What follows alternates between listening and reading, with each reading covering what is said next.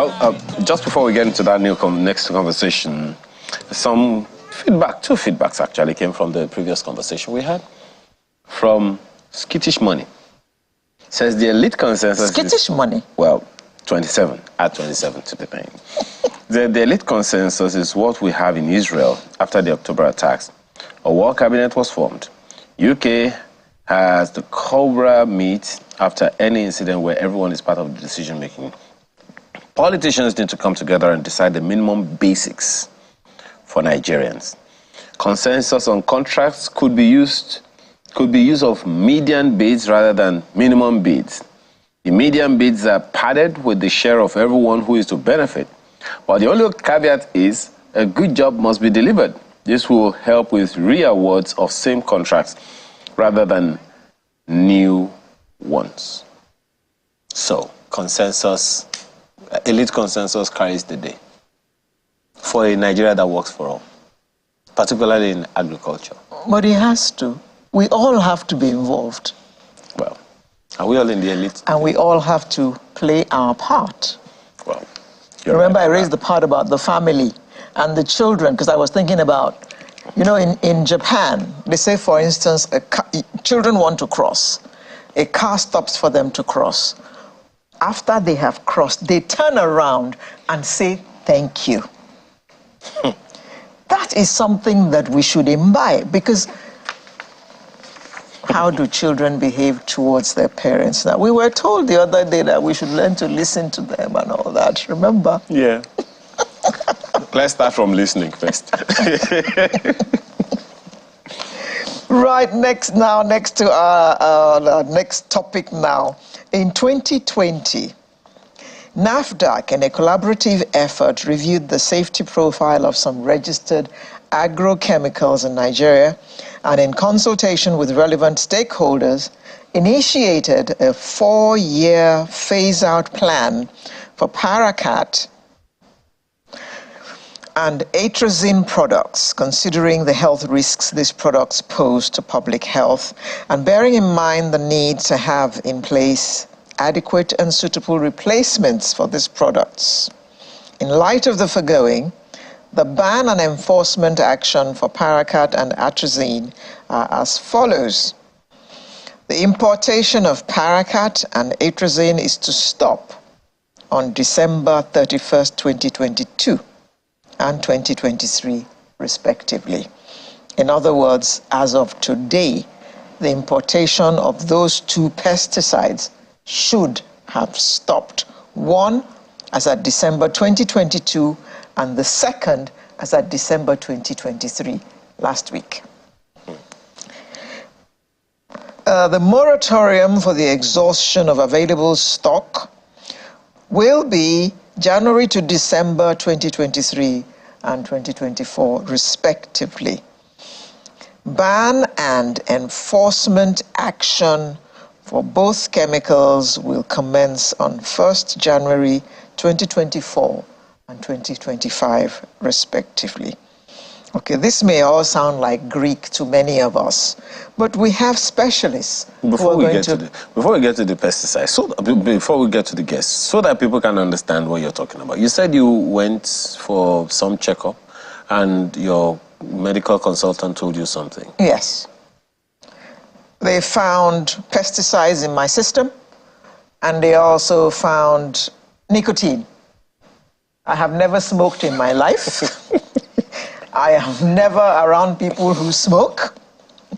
I make sure that I eat fresh vegetables, but pesticides are getting in my body somehow. Okay, so now you can bring the guests. They'll tell us how they got in your system. Maybe from grains. I don't know.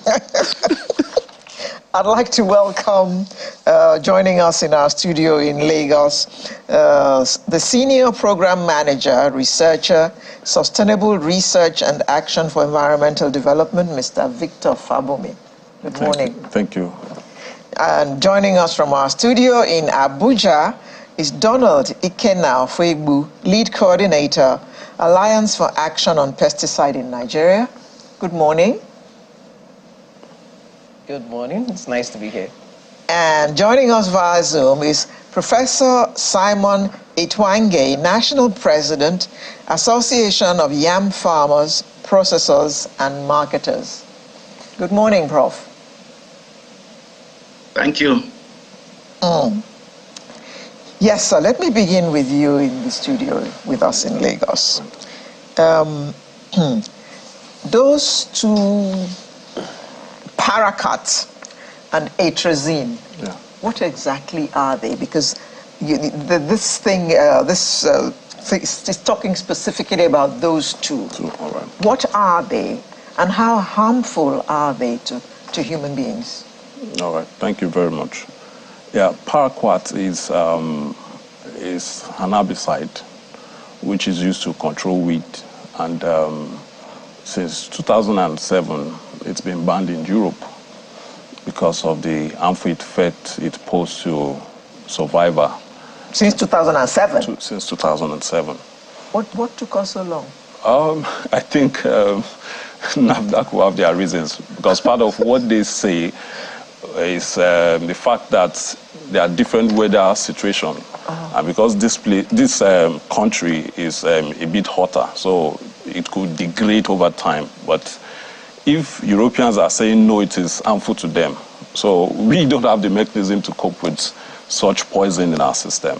So, and I think from follow-up and studies of APN, Stradev, and some other, Erich Bow, and some other very wonderful NGOs, has really shown the need to ban, to be up and doing on this, and to ban some of these harmful pesticides. And that is what brought about that ban that is placed on paraquat and atrazine, and that from 2024, it should not be found in shelf of vendors. In 2022, that moratorium is for them to use up what they have in stock. As from 2024, they should stop using it, and a 1-year extension for atrazine to also be gotten rid of. Do they both do the same thing for weed control? Yeah, I will want to specialize on paraquat, because I've done some extensive studies. Although Stradev also had an extensive study on pesticide. We had a study in 2022 where we look at the national situation of pesticide in the country. And we found that in terms of quantity, like paraquat takes up the second share, largest share in terms of quantity in the country, which amounts like above 17% of the entire pesticides. Pesticide cut across insecticide, rodenticide, and some other pesticide. Glyphosate is first, and paraquat seems to be the second. Okay. So, thank you. Okay. Mr. Afegbu, what do you know about atrazine or atrazine?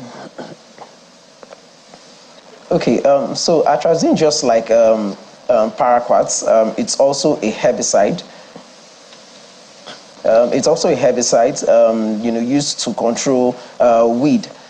They all fall within the same category as herbicides. So basically, they are active ingredients. Atrazine is registered in about, I think, up to like 45 or 60 products in Nigeria. For paraquat, we have over 65 of them registered with paraquat. So for atrazine, it's actually used to control weed. So you see it's sold everywhere.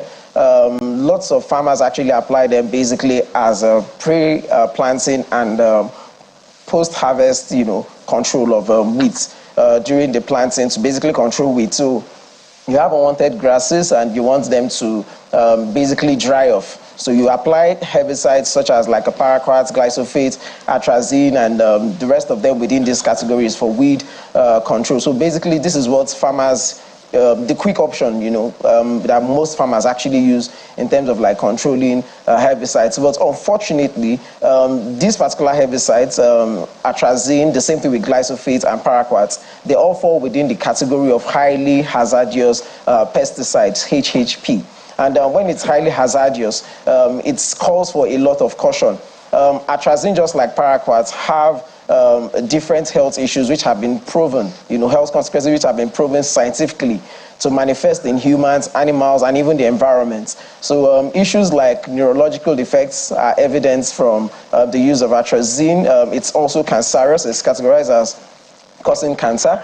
It also has some reproductive effects. But a lot of these effects are as a result of, poor and wrong usage. Unfortunately, for Nigeria and a lot of countries, the use of agrochemicals, whether it's fertilizers, whether it's pesticides like atrazine, which is a herbicide, the use of these chemicals are largely abused.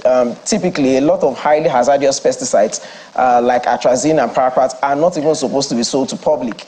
But you go to a lot of communities and villages and you see them being sold indiscriminately. They are supposed to be highly restricted. They are not supposed to be sold publicly because these are highly hazardous chemicals. So maybe this is where I should stop on atrazine. And the same also applies to paraquat. These are highly hazardous chemicals that are supposed to be strictly regulated. For atrazine, just like my colleague Victor said, it's been banned in EU for a long time. Paraquat has been banned in EU since 2004. And it's really not so easy because of our reality for NAFDAC to basically just effect an immediate ban once these evidences come out, because we have lack in terms of legislations, capacity issues also there, and of course substitutes. We also don't have enough substitutes, but within the course of the discussion, we'll be able to point out one or two, things that, farmers, consumers need to look out for or apply if they want to actually control weeds. Okay. Professor, hearing these names, these big names, paraquat, atrazine, and knowing our environment, and knowing that most of our farmers are small-holding farmers, and quite a huge number of them you can't really classify as literate. How is the industry dealing with educating those farmers about the dangers of using such chemicals? Yeah, thank you very much. Let me quickly back up by giving you a brief story as to how we got here. In 2018, a study was carried out which was sponsored by the International Institute for Tropical Agriculture on paraquat use in Nigeria. Actually, there were two studies that were commissioned by IITA. And it became very clear that paraquat specifically, it's a very hazardous, in fact, a very highly hazardous chemical that has been indiscriminately used in our agriculture due to the fact that our farmers are not literate, like you said, but it is not just the literate aspect of our farming population. It is to the fact that this study, which was supported by 167 literature citations, came up with the dangerous aspects of these chemicals, even if you know how to use them well.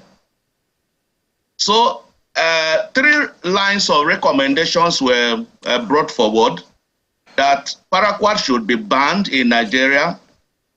Number 2, make it a restricted use pesticide, in which case you have to be trained and certificated before you can use paraquat, or there should be stricter regulations for the sale and use of paraquat in Nigeria. Now, because of the very serious nature of these studies, a coalition against paraquat was formed, made up of about 12 professors, and I happen to be one of them. And we approached NAFDAC, and we told NAFDAC, based on literature, based on science, this is science and evidence-based research, because when you start talking about some of these agrochemicals, there are invested interests that they will come after you. They will think you are trying to spoil their business. And these are very, very big organizations. So if we are going to come up with anything that has to touch their business, you have to be very sure of what you are saying. So we came up with these studies. We approached NAFDAC with this incontrovertible science-based evidence that paraquat is dangerous both to human health and also to the environment.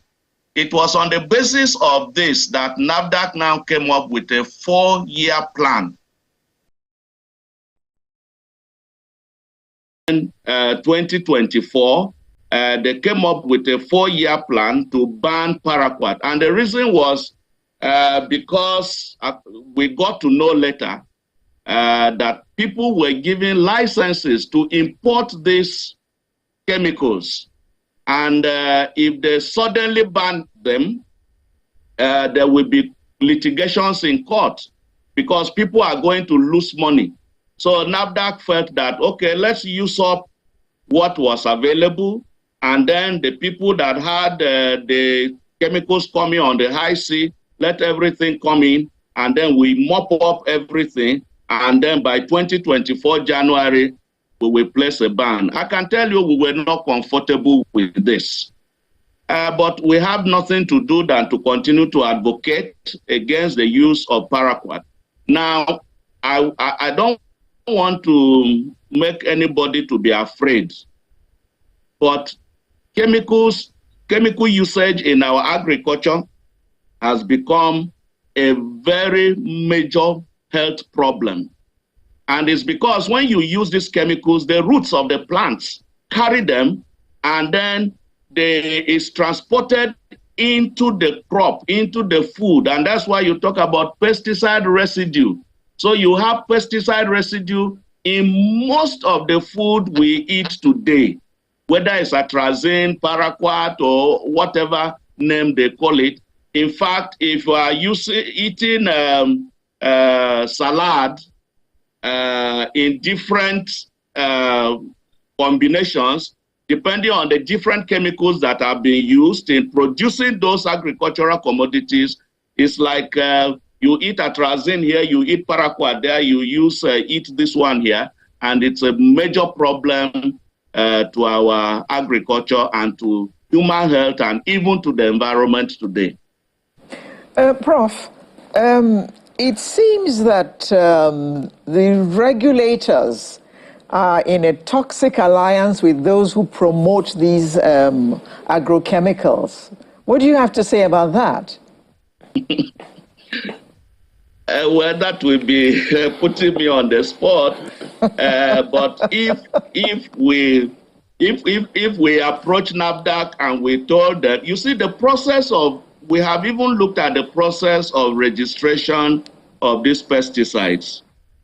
Usually, before you register any pesticide for use in any country, the agricultural system need to first test it. And the testing is not just 1 year testing. You test it for 3-4 years, and then you make recommendation to the regulator to either register or not to register. But we have found out that the process of registering these pesticides is that if we are interested in a particular pesticide, you carry the officials to the country because they have said it themselves. I'm not just making it up.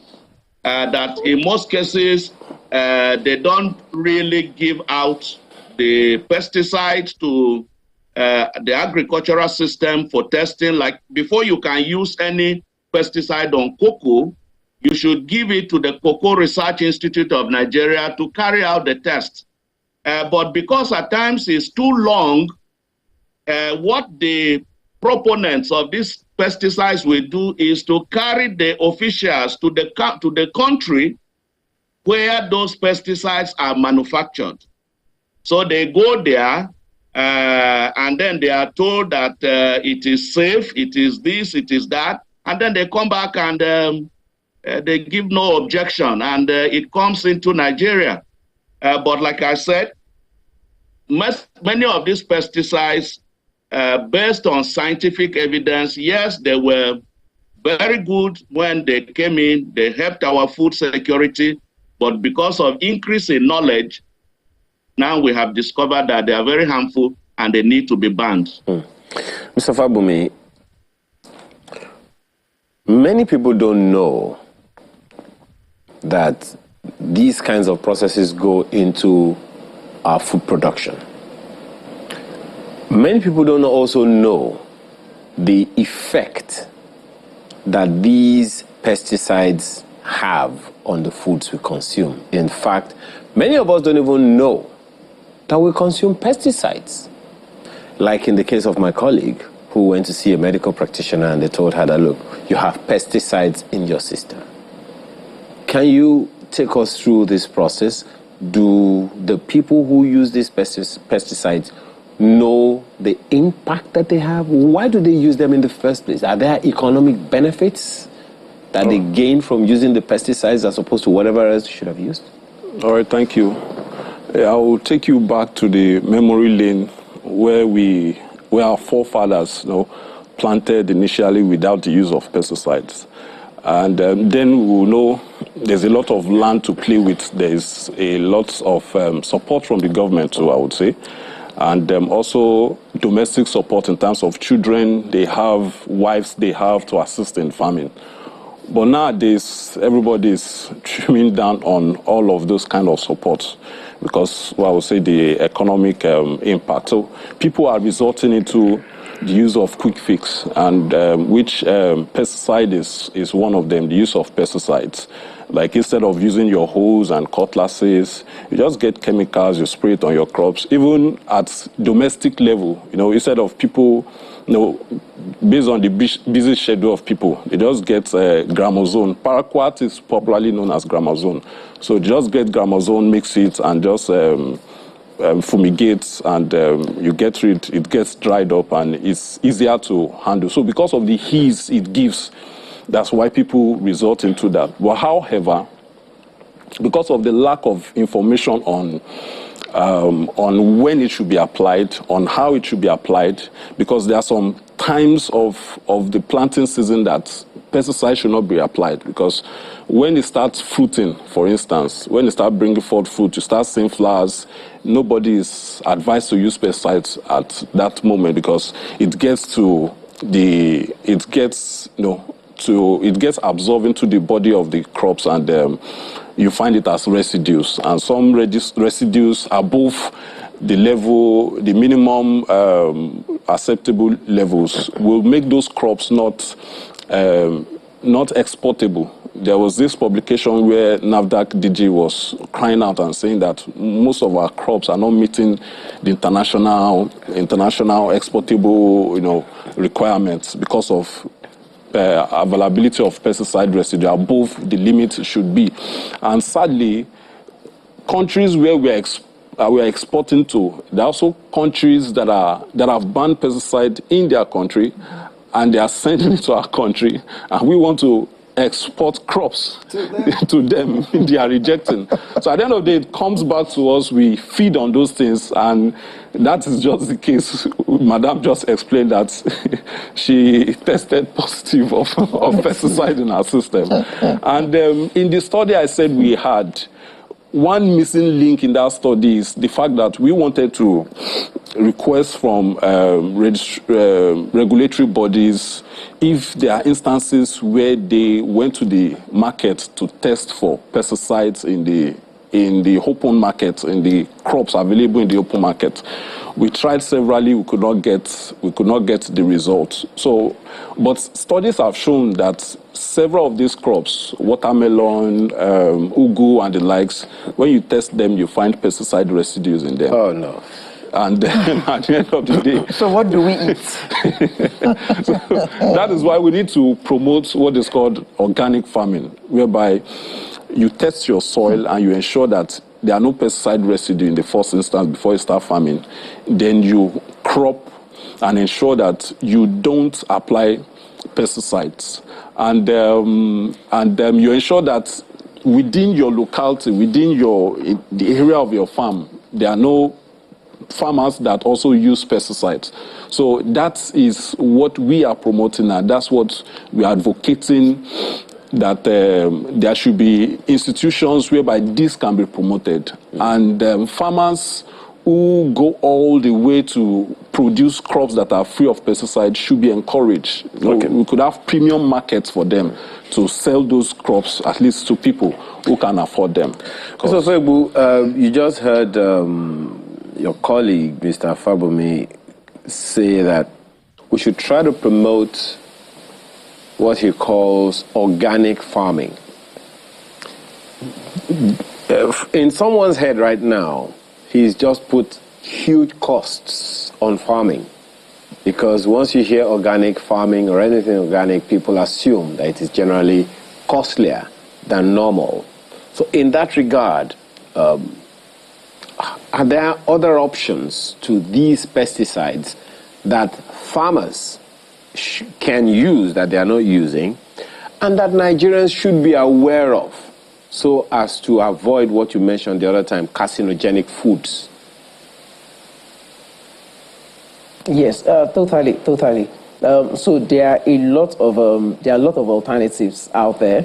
So chemicals, we know all these chemicals are in there. Within the chemicals, within that space of chemicals, there are also categorizations according to their hazard levels. So just as you have paraquats, atrazine, you also have nicosulfonates, which is also an active ingredient. It's a pesticide, or it's a herbicide also. So these are less hazardous chemicals. But before we even get to the point of using chemicals, we also have integrated pest management systems. If we look at our agricultural system, 70% of the food comes from smallholder farmers. So what makes them smallholder farmers? The portion of land within which they operate is smaller. So what it simply means is, in terms of controlling your pest or your weeds, it's easy to choose a method that is less hazardous. So there are mechanical methods of controlling weeds, there are biological methods of controlling weeds, there are organic methods of controlling weeds. We have farmers' cooperatives. If you go to villages, you see where farmers come together in group, and then they do farm clearing, rotational. They don't apply pesticides. We did a survey in 2020. Out of that survey, it's among smallholder women farmers organization. 80% of those small women-holder farmers, a lot of them, 80% of them use pesticides. 90% of the pesticides they use are highly hazardous. 90% of those farmers don't even use protective equipment. Now, the good news within that same survey, we realized that within that same statistics, 70% of those farmers still use traditional pest control method and mechanical control in controlling their weeds and their pest control. Some of them use chili pepper, some of them use herbs, some of them use neem leaf, which is the dongoyaro. Some of them, they do clearing, manual clearing. A lot of people do manual clearing because the pesticides are also not cheap. They are also not cheap. So government has been subsidizing a lot of these pesticides, herbicides, fungicides, and the rest of them. So if we're going to address the issue of how we curtail pesticides, herbicides, highly hazardous chemical, it's going to be a comprehensive one. Food safety is everybody's business. So from the farmer down to the person selling, down to we, the consumers. I know everybody that wants to eat banana nowadays, you ask them, how is it ripened? Hope you don't use carbide. And then you want to buy beans, you're asking the man, hope you didn't use sniper. So questioning and asking questions raises that consciousness. So as consumers, we should raise that consciousness. And then, when Prof was talking, he was talking about the cocktail of pesticides you can eat in a bowl of salad. Each plant is growing with a different pesticide. So we also encourage people, grow your food. At least grow a fraction of your food. If you're going to cook a particular delicacy, even if it's just the vegetable, grow it, because we know the amount of, farmers want to make quick profits. So the cost of quick profits could result to them using highly hazardous pesticides. The regulator also have their own challenge. It would be nice to see NAFDAC also specifically and deliberately ensuring that, you're putting consensus for chemicals that are not highly hazardous. So from the study we've done, over 50% of pesticides registered in Nigeria are highly hazardous. We should not have that volume. There are still herbicides that are not highly hazardous, extremely hazardous. We cannot have so many of them registered in the country. Minimize them and make sure that they are not sold to everybody. You cannot have highly hazardous chemicals, even the big snipers, just sold on the roadside. It's not supposed to be like that. NAFDAC has made some pronouncements. They've passed some memos. They put in some regulation. but enforcement is another thing. And the truth is, NAFDAC on its own cannot implement. So farmers' associations need to be there. The Federal Ministry of Agriculture, the states also. What's the state's agenda in terms of growing food? So if we're going to apply other methods, there's integrated pest management plan. There's no policy in Nigeria for integrated pest management in Nigeria. We don't have integrated pest management policy. We don't have integrated management frameworks. The organic farming that my colleague talked about, it's expensive. People say it's expensive, but it's expensive simply because the government is highly subsidizing monoculture and these highly hazardous chemicals. So when you go to the Farmer Anchor Borrower program, a lot of the chemicals, the pest controls in there are highly hazardous and they're highly subsidized by the government. But who subsidizes organic agriculture? In fact, what's the standard for organic agriculture in Nigeria? So we have an advantage because of our dynamism. A lot of smallholder farmers who can apply simple, non-highly hazardous chemical methods on their farm. We have a lot of traders, a lot of homes, behind your homes. Even if you check YouTube videos, if you check on Facebook, you see a lot of people showing how you could grow your yam, your potatoes, your vegetables, in your backyard or in your home. So we also encourage people to try to grow at least a fraction of your ingredients yourself. And then know the farmers, So there are lots of methods. There are lots of organic pesticides. There are a lot of organic fertilizer being sold by the click. They sell it on Jumia, it's on Facebook. You see a lot of people actually going in there, but we need to encourage them. We need to see how we also subsidize and encourage people that are managing, practicing nature-based farm systems. There's organic agriculture there. There's agroecology in there. What support are they getting? And then how deliberate is the government, trying to ensure that these safer farm methods, are also, being promoted and encouraged instead of just monoculture. Okay. And if we're also going to talk about safety, then for organized registered farms, the formal farms, we need to also visit these farms. We need to ensure that they're also ensuring that their farm workers are safe. A lot of farm workers are exposed. Not just in Nigeria, even in the almighty US right now, they have over 1,800 cases as regards to paraquats. There are lawsuits, where farmers are suing companies saying we don't know the consequences of the use of these chemicals. So in Nigeria, people don't know the consequences of the chemicals they eat. They don't even know the chemicals in their food. Farmers don't know the chemicals they apply on their farm. Consumers don't know the chemicals they are eating. I'm sure even the traders and the manufacturers, a lot of them don't know the health implications of the chemicals they sell. That's why the Alliance for Action the Alliance for Action on Pesticides in Nigeria has also produced a dossier. The dossier is just looking at what are the active ingredients in the various various pesticide products in Nigeria. What are those chemicals in there? What's the health implication? What's the environmental consequences? And then how best can this be applied? So there's need for more knowledge. There's need for more sensitization. And it needs to be door to door. Farmers need to train farmers. Farmers need to be aware of this. And we must communicate in a way that they understand. All right, Donald. Professor, as briefly as you can, since you're the national president of the Association of Yam Farmers, is there any way that the buyer can be discerning and check out yams before they pay for them if they have pesticides in them or not? Yeah, it is not just possible for you to look at a tuber of yam and know whether there's pesticide in it or know whether it's organically produced, except there is a certification process. Okay. And currently, there is no organic production certification process in Nigeria. There is no agency of government that will certify that a particular crop is organically produced. Okay.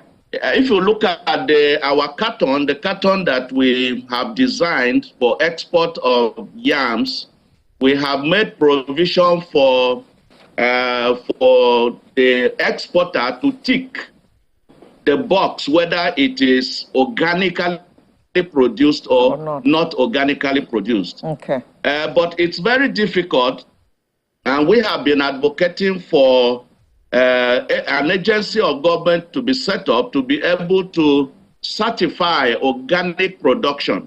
Okay. Like one of my colleagues said, you have to test the soil to make sure that there is no pesticide residue in the soil. But you see, the problem with these pesticides is at times they can stay for more than 50 years in the soil.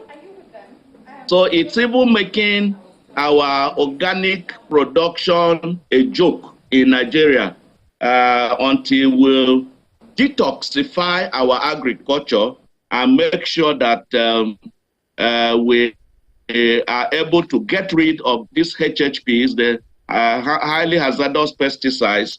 Then we can be on the way to a healthy food production system that guarantees the health of Nigerian consumers. Quickly, Professor, we have to go now. We've run completely out of time, but I must ask you this before we go.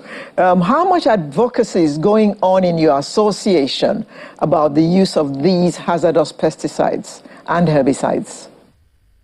Yes, in our meetings, we let the farmers know that these pesticides are hazardous, and you will be surprised the knowledge that these farmers already have, because they already are the people that are impacted by these pesticides. They have a lot of knowledge about these pesticides, and already they are moving away from these pesticides to organic solutions. We are currently documenting all the organic alternatives that are available, and we are making them also available to the farmers. We are working with some of the producers of these organic products, and we are making them available to our farmers. Okay. Professor Simon Etwange, National President, Association of Yam Farmers, Processors and Marketers, who joined us via Zoom. We had from our studio in Abuja, Donald Ikenna-Ofegbu, Lead Coordinator, Alliance for Action on Pesticide in Nigeria. And we had in our studio in Lagos, Victor Fabumi, Senior Program Manager / Researcher, Sustainable Research and Action for Environmental Development. Thank you all, gentlemen, for joining us this morning and talking to us about this very important subject. Thank you. Thank you. Sunrise will return in just a moment with another interesting conversation. Do stay with us.